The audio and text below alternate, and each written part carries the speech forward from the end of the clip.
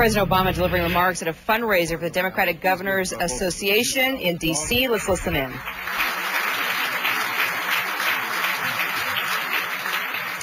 To all the other governors in attendance, Governor Beshear and Governor Culver, DeJean, Markle, Nixon, Parkinson, and Perdue, what a great lineup.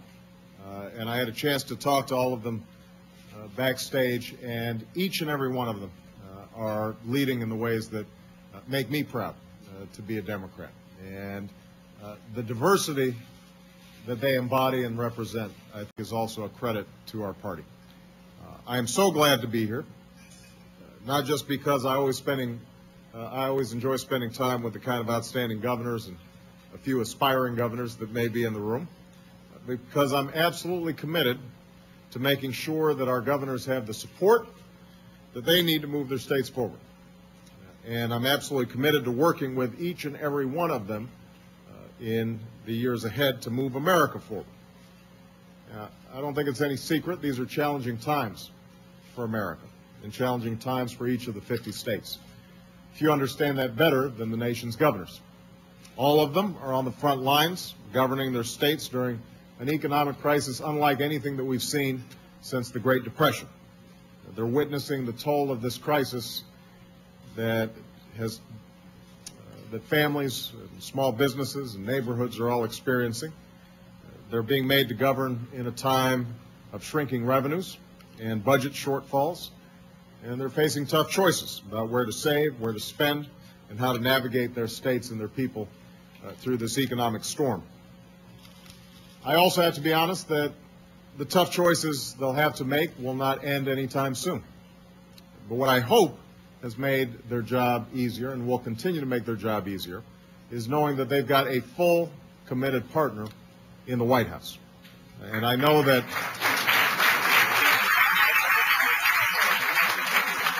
I also know that their job has been made a little bit easier because of the Recovery Act that was passed here back at the beginning of my administration and that I signed into law and that's being carried out with their help. An act that's not only broken our economic freefall, but eased the burden on our states and helped our governors get their states back on track. Let me just describe what the act has meant. Because of the Recovery Act, we're helping close budget gaps. We're preventing layoffs of teachers and police officers. America is stronger because of it. We put a tax cut into the pockets of 95% of working families to help them pay for their everyday needs. We're increasing and extending unemployment insurance to 12 million Americans to help them weather the economic storm, and we've lowered the cost of COBRA coverage for people who have lost their jobs so that it's 65% lower and they can keep their health insurance as they're looking for work. And we're putting Americans back to work, doing the work that America needs done, rebuilding roads, and bridges, and new schools, and all manner of construction projects across all 50 states. It's the largest single investment of infrastructure in this country since Eisenhower built the interstate highway system back in the 1950s. So we know that the Recovery Act is making a difference. It's made a difference for our families. It's made a difference for our states. It's making a difference for the nation. But I'm not going to rest. I know the governors and candidates here today are not going to rest, and I know that the American people are not going to rest until everybody who's looking for work can find a job, until our workers aren't afraid that they'll be the next ones let go, until our markets aren't only climbing again, but our businesses are hiring again. While unemployment is usually the last measure to improve during a recovery, we're not going to rest until it does in our cities, in our states, and across the country. Now, it's going to take a number of steps to reverse the current job climate and create jobs in this country. And that's why my administration has been working with our governors on a number of different fronts. Under the outstanding leadership of my Secretary of Education, Arne Duncan, we're working to transform our entire education system because we know that countries that out-educate us today are going to outcompete us tomorrow. We're investing in a clean energy sector that will not only help free America from the grip of foreign oil, but create new American jobs that pay well and can't be outsourced. And Governor Schweitzer has been an extraordinary leader on clean energy agendas. We're working to reform our health insurance system because one of the best ways to spur economic growth is to ease the back-breaking burden of health care costs on America's business. Now, these small businesses generate half of all new private sector jobs. They are how millions of our hardworking families make a living. They're what keeps local economies going in small towns and big cities, and they're one of the reasons that America has remained an economic powerhouse in the 21st century.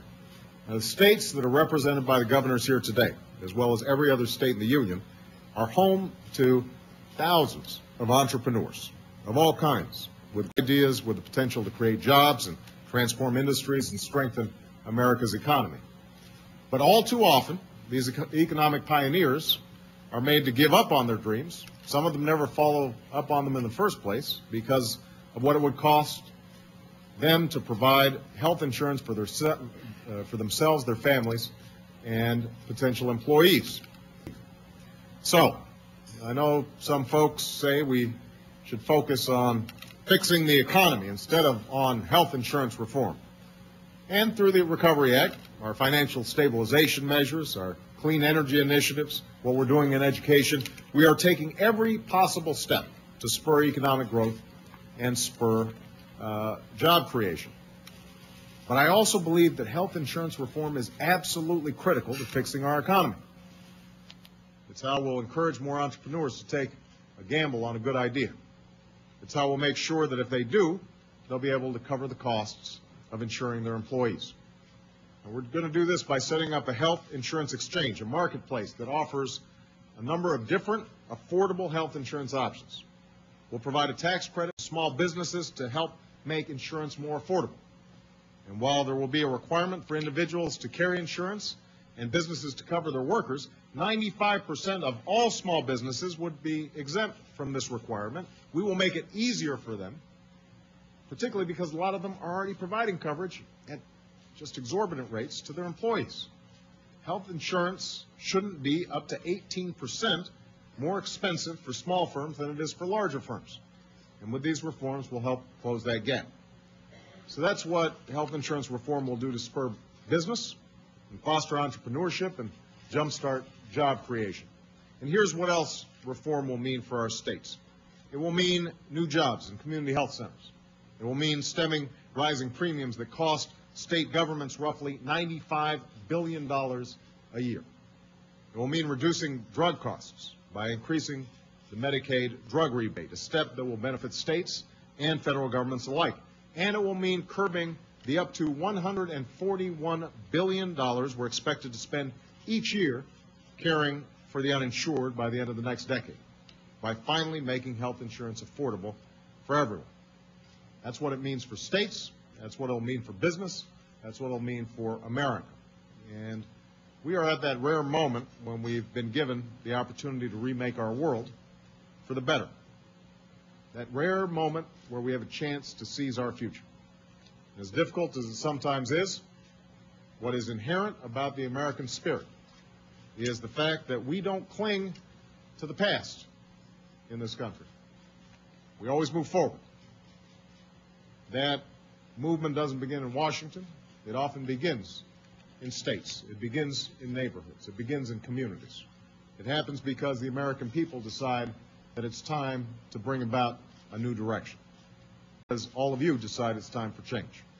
And if you do that now, then not only will we finally pass health insurance reform, not only are we finally going to make this an economy that's not reliant on booms and busts and maxed out credit cards, but it instead is reliant on the ingenuity and creativity and hard work of the American people in maintaining steady growth. But we're going to do what earlier generations have done and build something that's better for our children and our grandchildren. That's our project. That's what the DGA is devoted to doing. That's what this White House is devoted to doing. We're grateful that all of you are partners in that process. Thank you very much, everybody. God bless you. Thank you. All right, President of the United States there delivering remarks at a fundraiser for the Democratic Governors Association at the St. Regis Hotel in D.C. You heard him talking about health reform, clean energy initiatives, the economy and job creation. Perfect segue into our 30-second pitch, and that's coming up right after the break.